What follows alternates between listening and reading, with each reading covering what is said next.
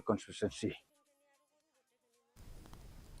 Uba Fantin je Lakadong ula Pynpaw ya ke Jingshaniah scam Halade na kabenta ke election MDC ke Bansa Longshen da ka bapen inuksa ya ke Jingshakri hok bat jingadon benta jong u bantau ya ki matrekam ki baharukom hagini ki sansnem baladem da ka bakubur ya ke jingdon jing ki jing sngo persya u uba Lakadong ula kentaj bakani kamdon kanu ke jingkta hapok ke constituency jong u da ka babancer ba ke jingkershan na kabenta ka seng NPP kadang yai ne scam u trangru ban yo biang sajisian ya karai na kipat ba halor ganong rim jung ki kampen roi bat ki jingno senyang jung u bantau ya ki mat prekam ba pher halor kamat kabayade bat ki MDC ka seng NPP bagi mi no na ka seng uba Lakadong ulaong bagi ni ki de ki rai shimet henry omsham la menjur satyai ki ha kabayade bat karai klip mat khaddu jong ka seng congress banweng jingkershan no na ka benta ka executive committee jong ka KHASI uba Lakadong ulaong bakani ka day tang jingshim kabu hakasan himasima.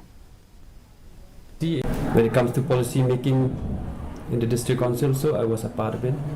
So I feel that I've done my duty as an MDC. I've performed. So but it's up to the people. I'm not worried so much about this coming election. See, that's all politics. That's all politics. They could have lived quite a long time, but why they're here? People are not so dumb that they know only how to take the benefits. I don't know whether they are clean or dirty. I don't know about it, but I think this is politics, you know. State Cancer